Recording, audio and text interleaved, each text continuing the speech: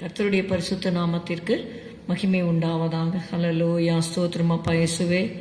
ரத்தத்தால் எங்களை கழுவி எங்களை பரிசுத்தப்படுத்தும் அப்பா. ஸ்தோத்திரம். இன்னும் மண்டையிலே கிட்டி சேர எங்களுக்கு கிருபை தாரும்.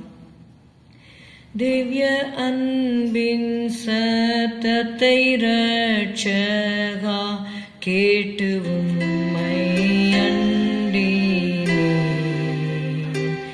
இன்னும் கேட்டி சேர என் ஆண்டவா ஆவல் கொண்டீரோ வாங்கே.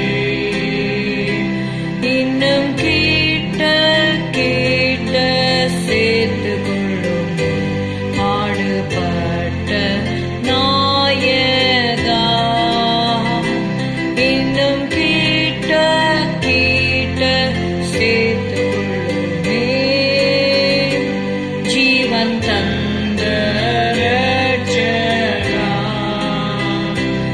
என்னை முற்றுமே இந்த நேரத்தில் சொந்தமாக்கி கொள்ளுமே.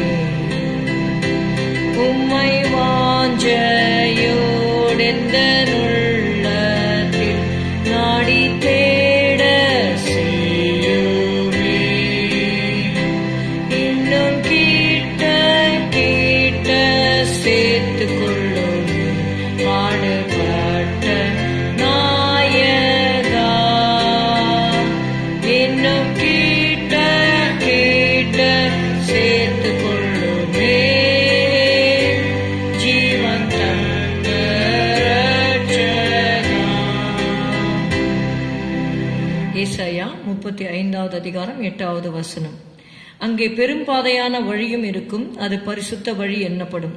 தீட்டுள்ளவன் அதிலே நடந்து வருவதில்லை, அந்த வழியில் நடக்கிறவர்கள் பேதையராய் இருந்தாலும் திசை கெட்டு போவதில்லை. Isaiah 35 and verse 8. And an highway shall be there, and a way, it shall be called the way of holiness. The unclean shall not pass over it, but it shall be for those, the wayfaring men, though fools, shall not err therein. 9-10 வசனங்களையும் வாசிக்கிறேன். அங்கே சிங்கம் இருப்பதில்லை, துஷ்ட மிருகம் அங்கே போவதும் இல்லை, அங்கே காணப்படவும் மாட்டாது. மீட்கப்பட்டவர்களே அதில் நடப்பார்கள். கர்த்தரால் மீட்கப்பட்டவர்கள் திரும்பி ஆனந்த களிப்புடன் பாடி சீயோனுக்கு வருவார்கள். நித்திய மகிழ்ச்சி அவர்கள் தலையின் மேல் இருக்கும், சந்தோஷமும் மகிழ்ச்சியும் அடைவார்கள். சஞ்சலமும் தவிப்பும் ஓடிப்போம்.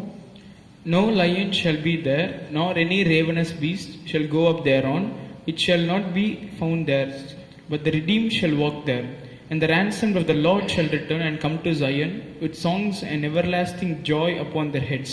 They shall obtain joy and gladness, and sorrow and sighing shall flee away.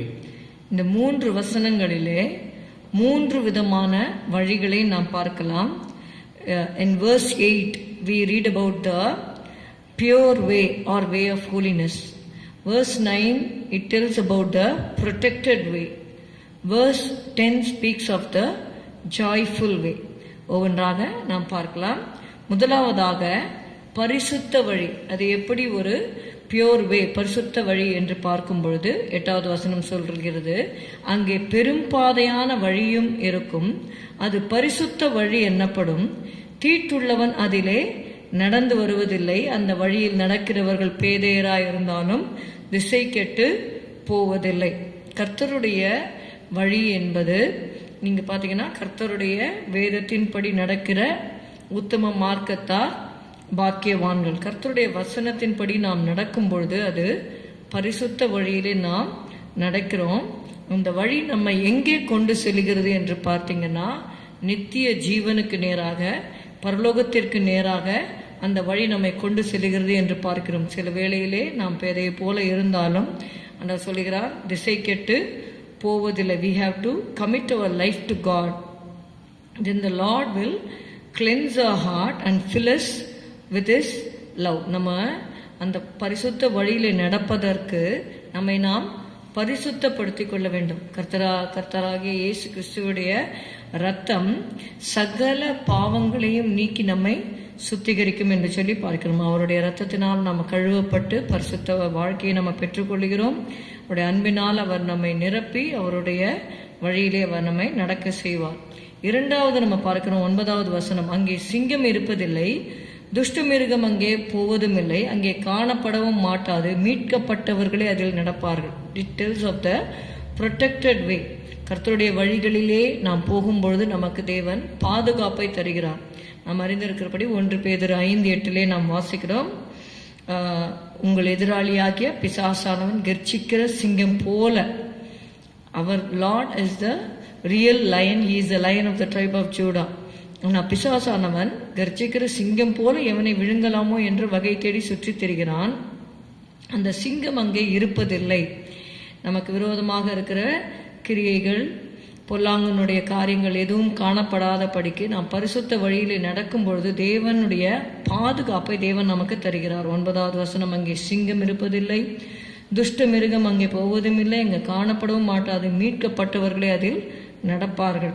Thirdly, we see that it is a way, it's a pleasurable way or joyful way.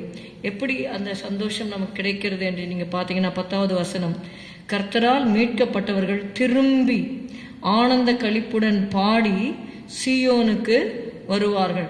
அவங்க திரும்பி என்று சொல்லி பார்க்கும் பொழுது இந்த வசனம், இந்த அதிகாரம் ஆரம்பிப்பதே நீங்கள் பார்த்தீங்கன்னா வனாந்தரமும் வறண்ட நிலமும் என்று சொல்லி பார்க்கிறோம். அப்போது அவங்க வனாந்தர வழியாக, வறண்ட நிலத்தின் வழியாக சில வேளைகளிலே கர்த்தருடைய பிள்ளைகள் நடக்கக்கூடும்.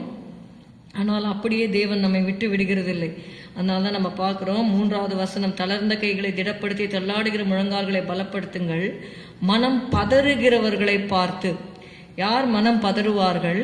அப்படிப்பட்ட சூழ்நிலையிலே, ஒரு பதற்றமான சூழ்நிலையில் போகும்பொழுது அவங்க மனம் பதறி இருப்பாங்க. அவங்கள பார்த்து சொல்லி வேதம் சொல்லுகிற 4ஆம் வசனம், மனம் பதறுகிறவர்களை பார்த்து நீங்கள் பயப்படாதிருங்கள், திடன் கொள்ளுங்கள், இதோ உங்கள் தேவன் நீதியை சரிக்கட்டவும் உங்கள் தேவன் பதிலளிக்கவும் வருவார், அவர் வந்து உங்களை ரட்சிப்பார் என்று சொல்லுங்கள். நம்ம ஆண்டவருடைய பாதையில, பரிசுத்த வழியில, அவருடைய வேதத்தின்படி அவருக்கு பயந்து நடக்கும் பொழுது பதற்றமான சூழ்நிலைகள் வந்தாலும் கர்த்தர் சொல்லுகிறார், மனம் பதற வேண்டாம், பயப்பட வேண்டாம், திடன் கொள்ளுங்கள், தேவன் பதிலளிப்பார் என்று சொல்லி. அப்படி பதிலளிக்கும் பொழுது என்ன நடக்கும் என்பதை தான் 10வது வசனத்திலே வாசித்தோம். கர்த்தரால் மீட்கப்பட்டவர்கள் திரும்பி ஆனந்த களிப்புடன் பாடி சீயோனுக்கு வருவார்கள், நித்திய மகிழ்ச்சி அவர்கள் தலையின் மேல் இருக்கும், சந்தோஷம் மகிழ்ச்சியும் அடைவார்கள், சஞ்சலமும் தவிப்பும் ஓடிப்போம். இதுவே நீங்கள் பாவ வழியில் நடக்கிறவங்க நீங்கள் பார்த்தீங்கன்னா, பாவத்தின் சம்பளம் மரணம். கர்த்தராகிய இயேசு கிறிஸ்துவனுடைய கிருபை நமக்கு நித்திய ஜீவனை தருகிறது, நித்திய மகிழ்ச்சியை தருகிறது என்று சொல்லி பார்க்கிறோம். அப்படியாக பரிசுத்த வழியிலே நாம் நடக்க நம்மை ஒப்பு கொடுக்கும் பொழுது தேவனுடைய பாதுகாப்பும், தேவனுடைய அந்த ஆனந்த கடிப்பு, தேவன் தருகிற ஆனந்த கடிப்பும் நமக்கு நிச்சயமாக நம்மோடு கூட இருக்கும். சந்தோஷம் மகிழ்ச்சியும் அடையும்படி செய்வார், சஞ்சலமும் தவிப்பும் ஓடிப்போம். ஜெபிக்கலாம். ஸ்தோத்திரம் அப்பா, உம்மை துதிக்கிறோம் துதிக்கிறோம் துதிக்கிறோம். எங்களை தாழ்த்தி உம்முடைய கருத்தில் ஒப்புக் கொடுக்கிறோம். நீர் எங்களுக்கு நியமித்த அந்த பரிசுத்த பாதையிலே நாங்கள் நடக்க எங்களுக்கு உதவி செய்யும். இயேசுவின் நாமத்தில் பிதாவே, ஆமேன். எல்லாரும் சேர்ந்து சொல்லுவோம். என் ஆத்துமாவே கர்த்தரை ஸ்தோத்திரி, என் முழு உள்ளமையுடைய பரிசுத்த நாமத்தை ஸ்தோத்திரி. என் ஆத்துமாவே கர்த்தரை ஸ்தோத்திரி, கர்த்தர் செய்த சகல உபகாரங்களை மறவாதே. Good morning. Have a good day. God bless you.